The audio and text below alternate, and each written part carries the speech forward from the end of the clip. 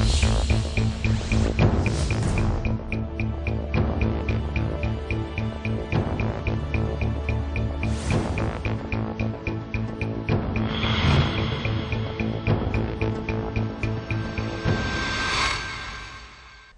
छ दर्शक वृन्दहरूलाई कार्यक्रम समय सन्दर्भमा म रोहन श्रेष्ठ। समय सन्दर्भको आजको यस श्रृंखलामा हामी पूर्व प्रधानमन्त्री सूर्यबहादुर थापा प्रति समर्पित हुँदैछौं, उहाँलाई स्मरण गर्दैछौं। एउटा इतिहासको अन्त्य भएको छ, एउटा इतिहास अस्ताएको छ। पञ्चायत, प्रजातन्त्र, गणतन्त्रलाई नजिकबाट निहालेका राजनैतिक कर्मी पूर्व प्रधानमन्त्री सूर्यबहादुर थापामा आज हामी समर्पित गर्दैछौं यो कार्यक्रमलाई। त्यसको लागि आज हाम्रो स्टुडियोमा हुनुहुन्छ नीलकण्ठ काफ्ले, कोषाध्यक्ष, केन्द्रीय कोषाध्यक्ष, राष्ट्रिय प्रजातन्त्र पार्टीका केन्द्रीय कोषाध्यक्ष नीलकण्ठ काफ्ले आज हामीसँग हुनुहुन्छ। स्वागत छ यहाँलाई। धन्यवाद। एउटा इतिहासको अन्त्य भएको छ। सूर्यबहादुर थापालाई अहिलेको परिदृश्यमा राप्रपाले देशले कसरी हेरिरहेको छ? सूर्यबहादुर थापा भनेको राष्ट्रिय प्रजातन्त्र पार्टीको संस्थापक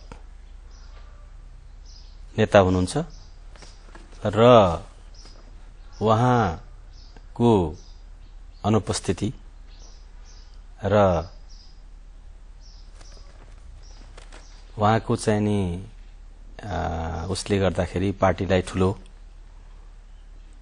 धक्का पनि भएको छ। उहाँको जुन नेतृत्व, उहाँको सफल, उहाँको चाहिँ नि एउटा प्रजातान्त्रिक छवि जुन थियो त्यसले पार्टीलाई जुन रूपमा स्थापित गर्नुपर्थ्यो त्यो गर्यो र उहाँकै एउटा भूमिकाबाट पार्टी एउटा प्रजातान्त्रिक वैकल्पिक प्रजातान्त्रिक शक्तिको रूपमा स्थापित भयो। भनिन्छ अन्तिम समयमा मानिसलाई मृत्यु हुनुभन्दा अगाडि मृत्युको कारण अर्कै बन्छ। एउटा रोगले च्यापिरहेको हुन्छ तर मर्ने बेलामा अथवा चाहिँ मृत्युवरण गर्ने बेलामा त्यो रोग फरक हुन सक्छ अथवा अरू नै कारणले गर्दाखेरि त्यो मान्छेको मृत्यु हुन्छ भनेर पनि भन्ने गरिन्छ र त्यो कति केसमा सही पनि हुन आउँछ।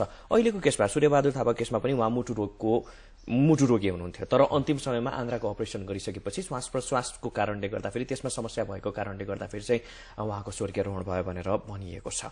भएको के थियो खासमा? अब यो जुन कुरा यहाँले भन्नुभयो त्यो चाहिँ नि मुटु रोग उहाँको एउटा धेरै पहिलेदेखिको रोग हो र त्यो बाइपास सर्जरीदेखि लिएर धेरै कुराहरू उहाँको भइराखेर उहाँलाई चाहिँ नि स्वस्थ बनाएकै थियो, डाक्टरहरूले गरेकै हो र अहिले चाहिँ नि देखिएको उहाँको चाहिँ नि आन्द्राको अपरेसन भनियो। अपरेसन पनि सफल भइसकेको र चाहिँ नि भनेर चाहिँ नि अब उता आइसियुबाट नर्मल क्याबिनमा सारेको पनि हामीले सुनेको हो। म प्रत्यक्ष रूपमा देख्न पाएन यो मेदान्त अस्पतालमा र फ्रिक्वेन्टली मेरो डेली 2 पाली 3 पाली कुरा हुन्थ्यो मन्त्रीजीसँग, सुनिलजीसँग, उहाँको छोरासँग र चाहिँ नि मैले अपडेट उहाँको हेल्थको कस्तो के भइरहेछ भनेर अपडेट भइराख्थेँ र सुन्दाखेरि अब ठिकै छ, राम्रो भएको छ, बुवालाई राम्रो भएको छ र अब अहिले हामी आज चाहिँ यता नर्मल क्याबिनमा सार्दैछौँ भनेर उहाँले भन्नुभएको पनि थियो। अब उमेरको कारणले पनि होला र अन्य रोगको कारणले पनि अब सायद मुटु सम्बन्धी नै कुराहरू हो, श्वास प्रश्वासको जुन कुराहरू आयो ती चाहिँ नि अब रिपोर्ट आदि इत्यादि कुराहरू त प्राविधिक चिकित्सकहरूले बताउने कुरा हो र मैले सुने जाने अनुसारका कुराहरूमा पछि 81 अट्याक भयो भन्ने सुनियो र चाहिँ नि त्यसैको आधारमा उहाँको मुटुमा नै पर्यो, अट्याक मुटुमै पर्यो होला सायद, किनभने छातीको असजिलो भयो, छाती दुख्ने जस्तो भयो भन्ने खालको कुराहरू पनि आएको थियो र त्यसको आधारमा सायद त्यो भयो होला।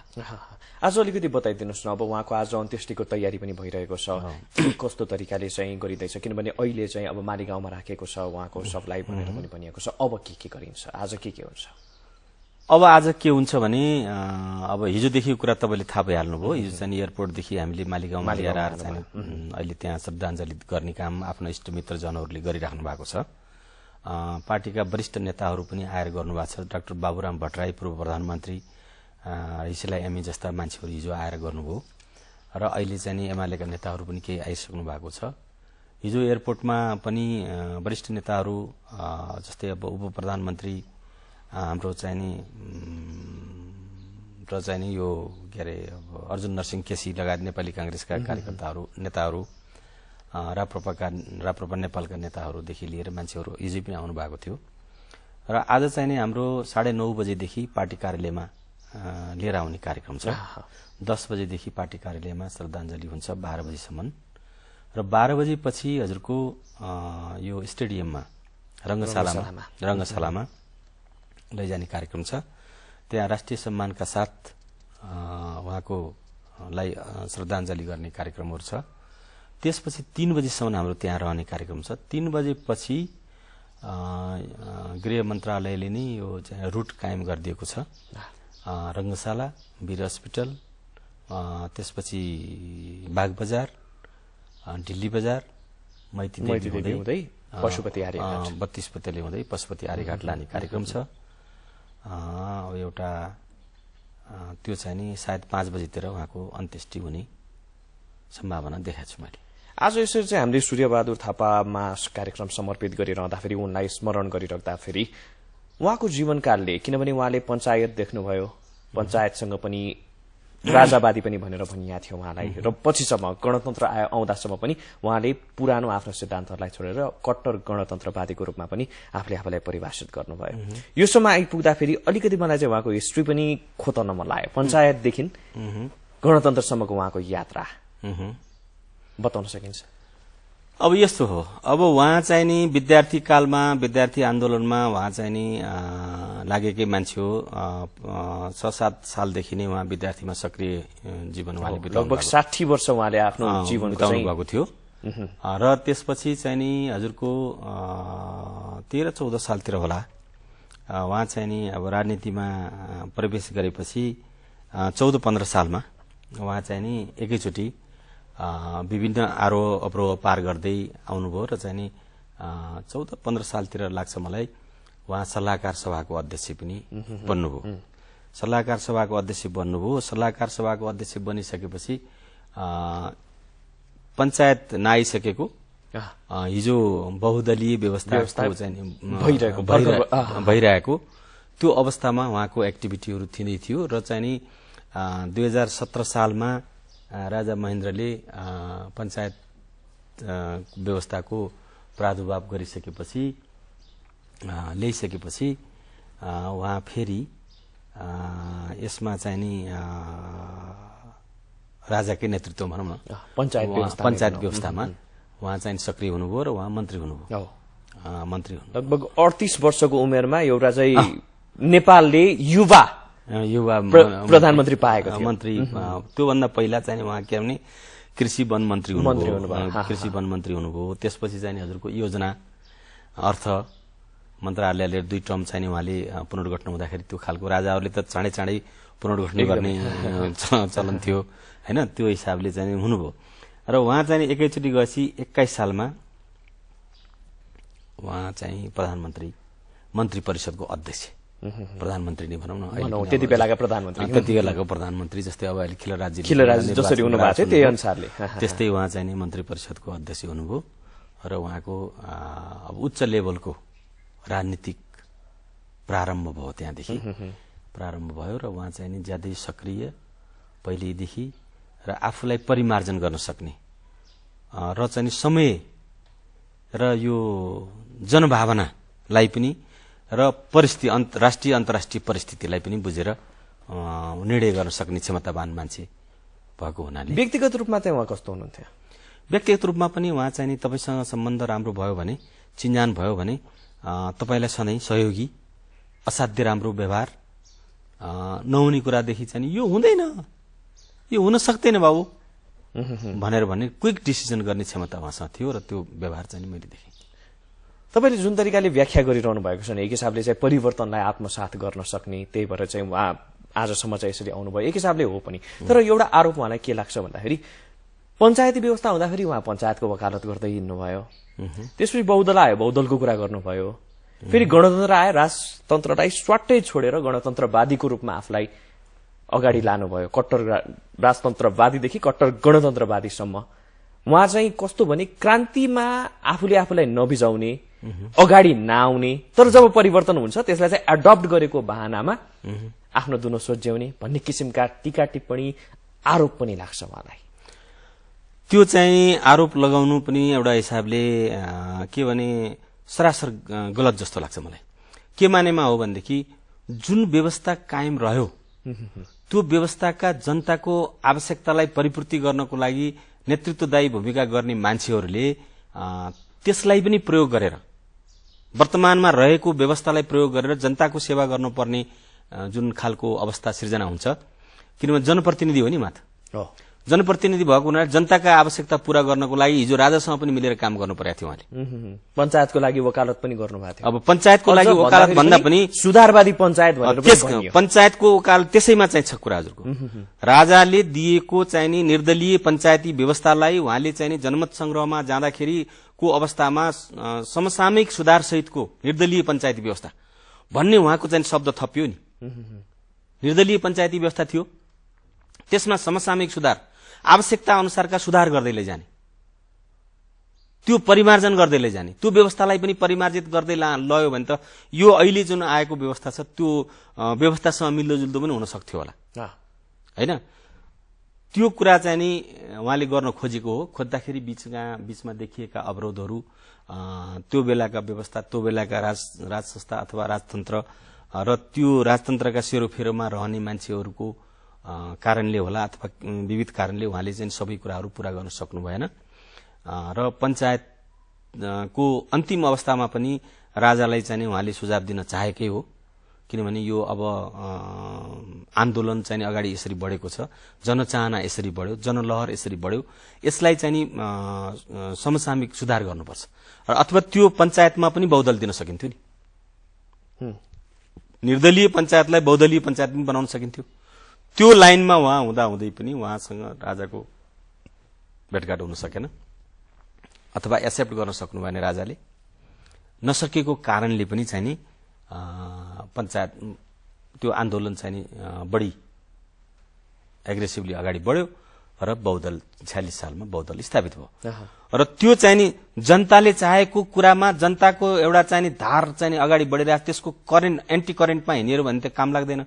यो देश बनाउनको लागि छ, जनताको हितमा काम गर्नु छ भने एन्टी करेन्टमा अब यो चाहिँ भन्नाले उहाँले चाहिँ जनताले दिएको म्यान्डेट जन अपेक्षा चाहिँ पूरा गर्नको लागि जन अपेक्षा पूरा गर्नु पर्यो नि। राजनीति गर्ने मान्छेले, नेताले त गर्नु पर्यो, जनताकै कुरा गर्नुपर्छ नि। तपाईँ र म यहाँ बसेर कुरा गर्यौं भनेदेखि जनताले चाहेको कुरा चाहिँ नि हामीले पूरा गर्न सकेनौं भने त त्यो उल्टो भयो नि त। उहाँले चाहिँ जनताको आवश्यकता, जनताको चाहना र परिस्थिति, राष्ट्रिय अन्तर्राष्ट्रिय परिस्थितिलाई पनि हेरेर आफूलाई परिमार्जन गर्नुभयो र जनताको धारमा उहाँ हिँड्नु। परिवर्तनको लागि चाहिँ उहाँ कहिले पनि अगाडि आउनु भएन। होइन, परिवर्तनको लागि उहाँले विचार दिइराख्नुहुन्थ्यो सधैँ। अब क्रान्ति गरेर हिँड्ने अवसर चाहिँ विविध कारणले उहाँलाई मिलेन, परिस्थिति त्यस्तै सिर्जना भयो र उहाँले चाहिँ विचार दिएकै हो। किनभने यो स्टेटमेन्ट होस्, उहाँले चाहिँ 46 साल पछिको चाहिँ इमिडिएट स्टेटमेन्ट, त्यसपछि चाहिँ यो 63 सालको आन्दोलनलाई पनि चाहिँ यो आन्दोलनलाई पनि सहमति गर्ने खालको उहाँले दिएका स्टेटमेन्टहरू छन्। किनभने राजालाई चाहिँ यो गर्न हुँदैन, यो चाहिँ दबाउनु पनि हुँदैन र यसलाई खुला गर्नुपर्छ भनेर दिएका स्टेटमेन्टहरू छन्। र के भने उहाँ सडक आन्दोलनमा जाने वातावरण बनेन। त्यो किन बनेन भने उहाँ जिम्मेवार व्यक्ति, एउटा राष्ट्रको चाहिँ पटक पटक प्रधानमन्त्री भइसकेको मान्छे, एउटा चाहिँ नि तल जान नमिल्ने अवस्था त्यस्तै सिर्जना भयो होला। त्यही कारणले पनि उहाँ जानु भएन। तर उहाँले चाहिँ के भने स्टेटमेन्ट दिनुभएको थियो र त्यो चाहिँ अहिले पनि छ भनौँ न, भएको एउटा इतिहास छँदैछ त्यसका।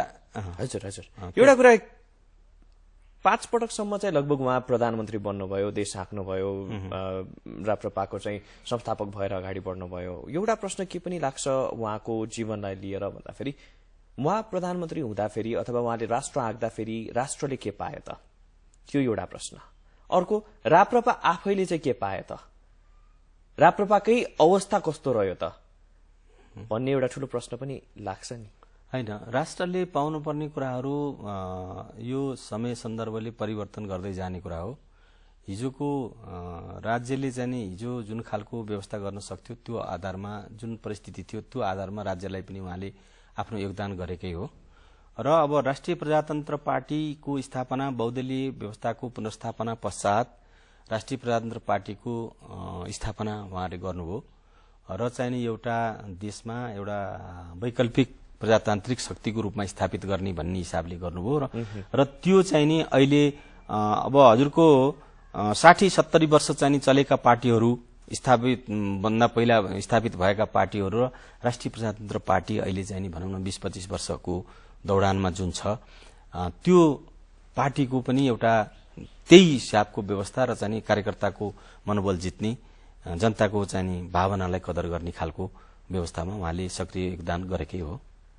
देशले के पाएको छ उहाँको जीवनबाट? देशले चाहिँ नि उहाँको जीवनबाट पाउनुपर्ने कुराहरू के भने यो देशले चाहिँ नि चाहेका यसको आवश्यकता भएका कुराहरूलाई समयअनुसार उहाँले योगदान गर्नुभएको छ। अब व्यक्तिगत रूपमा देशले उहाँले छुट्टै डल्लो केही दिनुभयो भन्ने कुरा त केही देखिएन हैन र अब इतिहास छ इतिहासले चाहिँ नि सूर्यबहादुरले नगरेको अथवा चाहिँ नि देशलाई चाहिँ नि घात गरेको भन्ने चाहिँ देखिएको छ। राजा महेन्द्रले तत्कालीन समयमा सूर्यबहादुर थापालाई लिएर यदि देशमा कुनै संकट आयो भनेदेखि सूर्यबहादुरका जानु भनेर पनि टिप्पणी गर्नुभएको रहेछ। त्यो टिप्पणीलाई कसरी हेर्ने? त्यो क्षमताको लागि हो उहाँले राजा महेन्द्रले जुन कुराहरू भन्नुभयो गरेका चाहिँ एउटा क्षमता र समस्या समाधान गर्ने क्षमता निर्णय गर्न सक्ने क्षमता र त्यसलाई लिड गर्न सक्ने क्षमता नेतृत्व दिन सक्ने क्षमता उहाँसँग भएको हुनाले त्यो चाहिँ सायद उहाँले भन्नुभयो होला। देशको यो संक्रमणकालीन अवस्थामा उहाँको अवसान उहाँको अवसानबाट पुगेको अपूरणीय क्षति भनेर पनि भनिन्छ। कुन रूपमा व्याख्या गर्ने? अब देशको यो संकटकालीन अवस्था अब भनौं संक्रमित अवस्था जुन छ त्यसलाई अहिलेको पनि 87-88 वर्षको उमेरमा उहाँले चाहिँ संसदमा गरेका योगदानहरू अब विपक्षी दलका नेताहरूले समेत उहाँको चाहिँ लगाव उहाँको इमान्दारिता उहाँ सभासद भएर चाहिँ यो उमेरको मान्छे 8 घण्टा 10 घण्टा चाहिँ लगातार उहाँ चाहिँ कुर्सीमा बसेर काम गर्न सक्ने क्षमता राजनीतिमा त्यो सबैभन्दा ठूलो चाहिँ एउटा इमान्दारिता र एकदमै 88 वर्षको मृत्युवरण गर्ने चाहिँ अन्तिम समयसम्ममा पनि उहाँ चाहिँ नेपाली राजनीतिको लागि एकदम दृढचित्त भएर चाहिँ लाग्नुभयो र गर्नुभयो। अहिले चाहिँ हजुरको यो अहिले 1 वर्षको बीचको चाहिँ पिरियडलाई तपाईँ एनालाइसिस गराउनुस् एनालाइसिस गर्नुस् सोध्नुस् बुझ्नुस् र उहाँले गरेको योगदानप्रति चाहिँ सबै नतमस्तक नै हुनुहुन्छ जस्तो लाग्छ मलाई एकदमै। त्यसमा दुई मतै भएन। अर्को कुरा हामी जाँदै जाँदै अब लगभग समयको हामी एकदमै अन्त्यतिर पनि आइसकेका छौं। राप्रपा नेपाल र राप्रपाको चाहिँ एकीकरणको कुरामा चाहिँ अन्तिम समयमा उहाँले चाहिँ दिनुभएको अभिव्यक्ति त्यसलाई कसरी हेर्ने? हैन उहाँको चाहिँ के भने अभिव्यक्ति दुईटा धारमा थियो। एउटा कुरा चाहिँ के छ भने हामी गणतन्त्रमा आइसक्यौं पञ्चायतबाट चाहिँ प्रजातन्त्रमा आइयो प्रजातन्त्रबाट लोकतन्त्रमा आइयो लोकतन्त्रबाट चाहिँ आज गणतन्त्रको अवस्थामा आइसक्यो। यो कसैले छेकिने अवस्था छैन। त्यसकारणले यसलाई चाहिँ आन्तरिक कुराहरूलाई सुधार गर्दै लानुपर्छ भन्ने कुराहरूमा उहाँको जोड थियो। राप्रपा भित्रै पनि हिजो मात्रै पनि सन्त पक्ष र राणा पक्ष दुईटा अलग अलग बैठक बसे। यसलाई कसरी हेर्ने? उहाँले चाहनु भएको यही नै थियो? हैन, त्यो उहाँले चाहेको होइन। त्यो परिस्थितिले सृजना भएको कुरा हो। त्यो चाहिँ नि उहाँले समन्वय गरिसक्नुपर्ने अवस्था थियो। अब हुनेवाला पनि थियो। परिस्थितिले यसको लागि प्रयास भएको थियो कि थिएन? बीचमा हैन, प्रयास भइरहेको थियो यो समन्वय गर्ने। उहाँहरूको छुट्टै पार्टी खोल्या पनि होइन। एउटा के भने सुदृढीकरणको लागि अब कतिपय कुराहरू देखिएका आन्तरिक कुराहरू सबै पार्टीहरूमा छन् यस्ता कुराहरू। त्यसलाई सुधार गर्नको लागि चन्द पक्षले गरेको कुराहरूलाई पनि त्यसलाई नराम्रो नभनौं र यसलाई सुधार गर्ने कुराहरूमा उहाँहरू पनि लाग्नु भएको छ। पार्टीलाई चाहिँ नि सशक्त रूपमा अगाडि बढाउनको लागि उहाँहरू पनि लाग्नु भएको छ र सूर्यबहादुरजीले पनि त्यही भूमिकामा चाहिँ नि उहाँले आफ्नो भूमिका अगाडि बढाइराख्नु भएको थियो। सशक्त रूपमा पार्टीको संगठन विस्तार होस् र पार्टीले चाहिँ नि प्रजातान्त्रिक शक्तिको रूपमा स्थापित होस् र देशको लागि केही गर्न सकोस् दिन सकोस् भन्ने हिसाबमा उहाँ लाग्नु। पक्कै पनि उहाँको त्यो इच्छाहरू पूरा गर्नेछ राप्रपाले भन्ने हामी पनि कामना गर्छौं र यहाँलाई धेरै धेरै धन्यवाद। आज हामीलाई साथ दिनुभयो। हाम्रो स्टुडियोमा आएर चाहिँ सूर्यबहादुर थापाको बारेमा के बताइदिनु भयो। यहाँलाई धेरै धेरै धन्यवाद।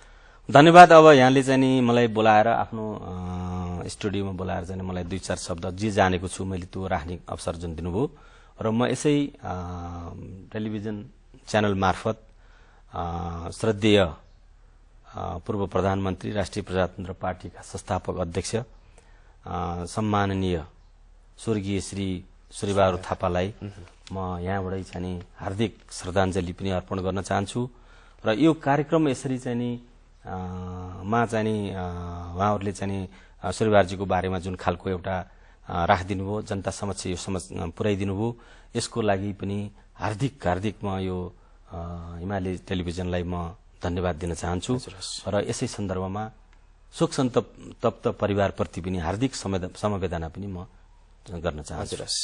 धन्यवाद।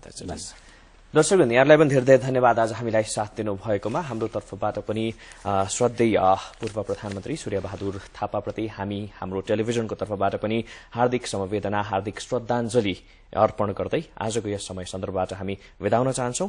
हेर्दै रहनुहोला हिमालय टेलिभिजन। नमस्ते।